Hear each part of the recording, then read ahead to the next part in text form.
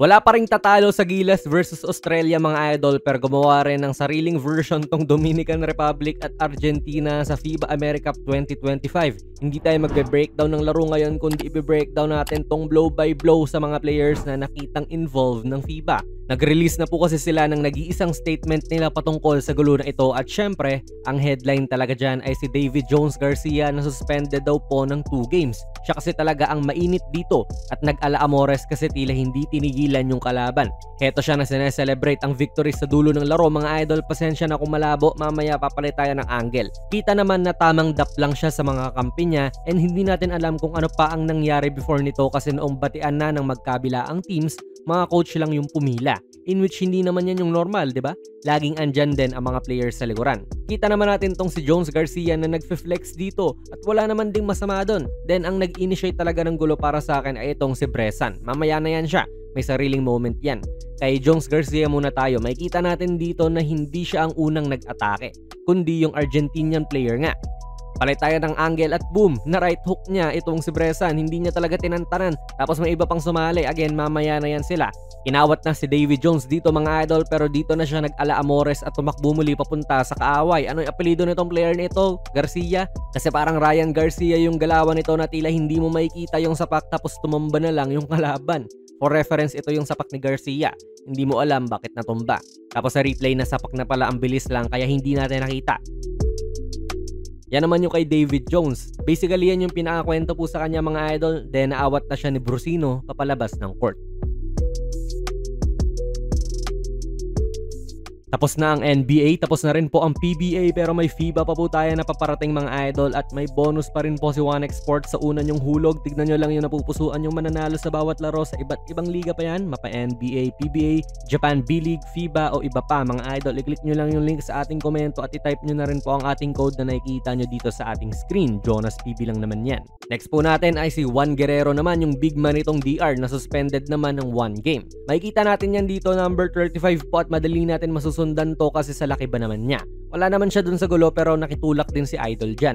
Then ito yung nagpasuspend siguro sa kanya. Nanapak din kasi. Bumuelo pa no. Nag 2 steps pa talaga dyan sabay right hook. Aray ko.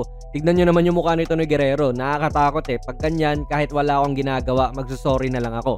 Naghahanap din ng matatamaan Inambahan pa yung isa kahit wala naman din pong ginagawa. Buti hindi tinuluyan. After nun, wala, hindi na niya alam. Okay, next si Juan Suero naman po na suspended ng isang laro din. Number 1 po ito sa DR at guard position siya. Medyo hindi natin siya makikita mga idol pero heto po siya. Tamang nasa mix lang din dyan ngayon at makikiawat. Ayun umawat siya, kita nyo naman. At mukhang safe na sana siya sa penalty kasi wala naman din siyang ginawa. Wala pa. Kasi nung tumakbo na si David Jones, tumakbo rin siya dyan, sabay boom, tinadyakan yung kalaban. Sabay nagmamaang-maangan pa. Kulit din no? Kala mo walang ginawa tapos after mag-free hit, ayan, lumayo na rin sa gulo. Then si Angel Delgado naman mga idol, hindi ko po alam if ano yung pinagkaiba nung sa kanya kasi may ibang sinabi sa penalty niya pero 1 game pa rin naman. Baka siguro yung kanya, pwedeng option na maglaro siya sa susunod na game pero bawal siyang maglaro sa isang game for the next 3 years. Bahala na yung Dominican Republic kung anong game niya gagastahin yung suspension niya. Hindi ko alam mga idol hindi ko sure kaya wag niyo akong i-coach sa ganito. Yan lang yung hula ko dyan. At first naman ay taga-awat lang din tong si Delgado pero patsyempo rin kasi siya Dahil sa kaguluhan sumimpling swing siya dyan. Kita nyo naman po, then after that, wala naman na siyang ginawang kakaiba. Iniyakap na lang din niya si David Jones para tumahan pero kumawala nga. Ang kulit din awat tapos suntok. Then sa Argentina naman, wala kasalanan talaga ni Bressan to. Suspended siya ng 2 games dahil doon. Bakit kasi gigitna ka dyan? Doon mo babatiin yung kalaban mo sa likod ng coach mo. Hindi yun rule talaga pero yan naman din mostly yung ginagawa ng mga players. So pumunta talaga siya dyan para makipagbardagulan. Dinibdiban niya rin kasi una tong si David Jones Garcia. Hindi natin alam kung ano yung mga pinagsasabi nila dyan sa isa't isa kaya biglang nagkainitan. Pero naging instigator talaga si Bressan dyan. 7 minutes lang po siyang naglaro sa game na ito so bakit siya pa yung mainit doon sa star player ng kalaban. Tapos yung makulit pa, tila hindi siya nakabawi nung sapak. Tila tapang-tapangan lang. Open na tong kanang side ng mukha ni David Jones at binabana niya yung guard niya para umopensiba pero wala. Atras lang talaga itong si Bressan. Hindi pumalag pero for some reason siya naman yung nagsimula. Sunod naman ay si Francisco Cafaro para sa Argentina rin. 1 game suspension. Tinulak niya rin kasi si David Jones Garcia pero for me ay para lang lumayo siya dun sa kampi niya. Pero heto, nakisuntok din po itong si Cafaro dyan sa kaguluhan. Then saka na lang siya na itulak papalabas ng Dominican Republic player. Tapos nanulak pa rin. Si Juan Vauley o Juan Vaulet din po ay kasama sa mga naparusahan at katulad nung iba, nakiatake lang din siya. Dito wala naman siyang ginagawa talaga. Pero dahil sa pangalawang atake nga rin po ni Jones Garcia, ay ewan, parang tumadyak or sapak siya dyan, di na natin kita. Pero nahila rin siya papalayo. Or baka may tumulak lang din sa kanya papalayo. Bale yan mga idol, ang daming nangyayari in a span of seconds lang din at pare-parehas tuloy na apektuhan yung dalawang bansa. So mas masakit to sa Dominican Republic kasi NBA player, best player po nila this America itong si David Jones Garcia at nag-average siya ng 21 points, 8.5 rebounds and 4.5 assists per game para sa mga Dominicanos.